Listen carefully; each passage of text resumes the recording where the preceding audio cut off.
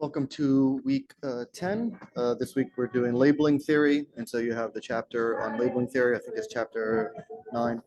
And of course, you have my notes that I've written out for you and posted on week 10 Canvas.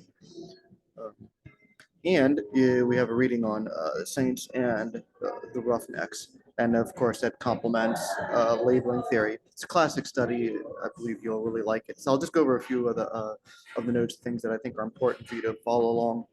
And so keep in mind that labeling theory combines two of the three broad perspectives of sociology, conflict theory, or the critical perspective, and symbolic interactionism.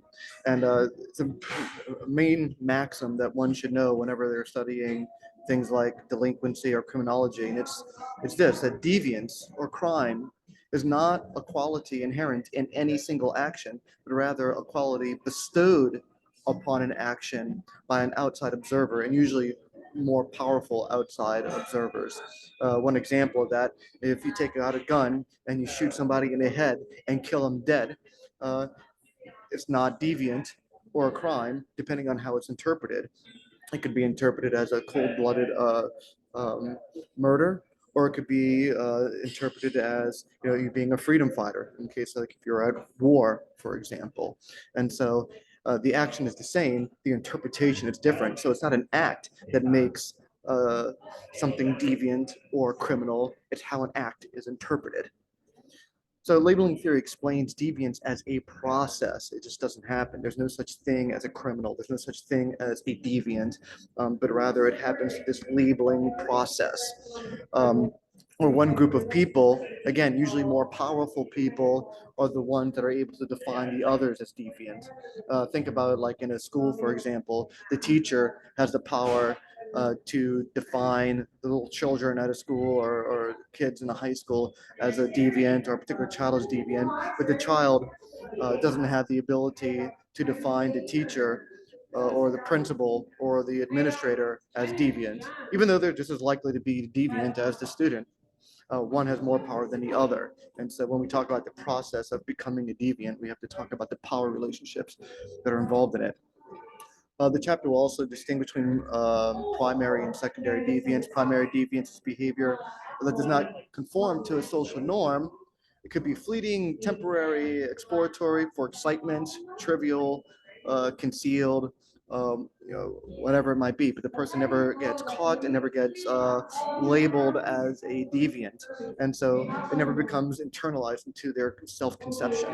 As opposed to secondary deviance is um, where the person engages in deviant act, becomes caught, and then gets labeled as a deviant, and it becomes incorporated into their self-concept. So think about, what deviance you may have done in your life and you didn't get caught smoking a little flower or herb, shoplifting something from a Walgreens, punching somebody out, whatever it might be, little things that you've done throughout your life and you didn't get caught. So you were a deviant, potentially a criminal, but the fact that you didn't get caught and didn't get labeled meant that it never went into your self-image or self-perception or self-concept.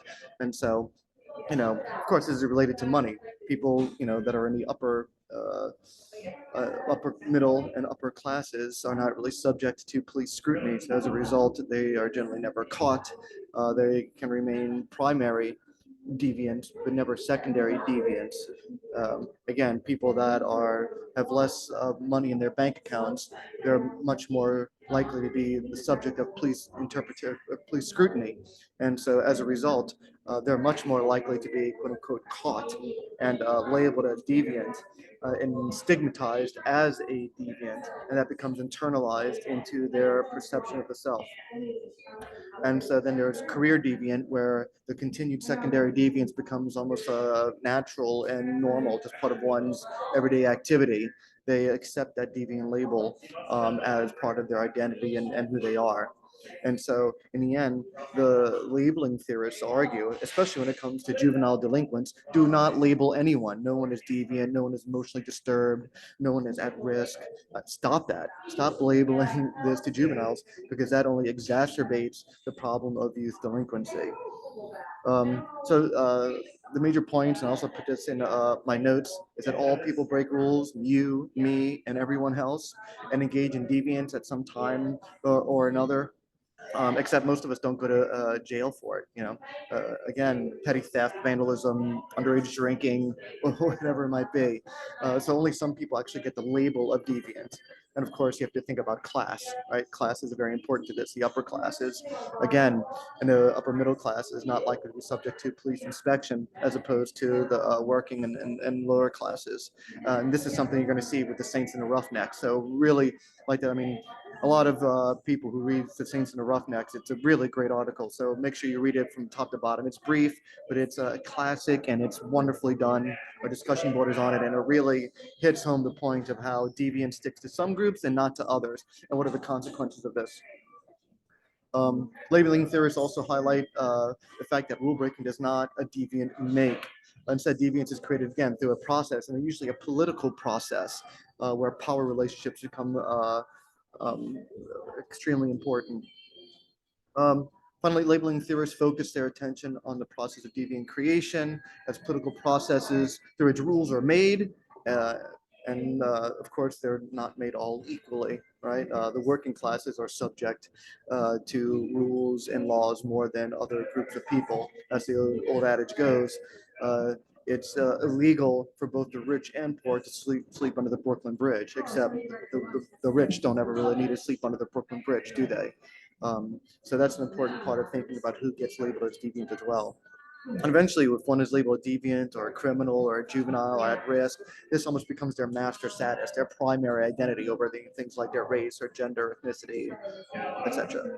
Um, and on a little side note, it's interesting, sociologists like to talk about how young people, especially how working class kids like the Roughnecks, how when they get arrested, they go through this social degradation ceremony. Foucault wrote about this in Discipline and Punish, actually, when people who are arrested. Think about the process. If you have a professor in a classroom and the police walk into that classroom, right now the professor is a person who's an outstanding member of society, a PhD, doctor of philosophy, well-respected status, dignity. But when that person gets arrested, this becomes a social degradation ceremony. They get stripped of their social status and they get stripped of their good standing in the community as the police do the ceremony of putting the cuffs behind them, making them do the walk of shame, so to speak, as they read them their Miranda rights. All of this is a sacred social degradation ceremony that way too many young people experience when they get arrested and they get their status of a good person, a good community member stripped away from them. And then that's when that stigma and that label of criminal, of deviant, of delinquent, of at risk sticks on these young kids. And these types of processes is really what causes deviance, because all of us are just as likely to be deviant um, if the same processes happen to us. So anyway, um, so give it that chapter a good read. Pay attention to some of the things I just said. Maybe you can read and listen to this if you'd like. The discussion board, they've been improving.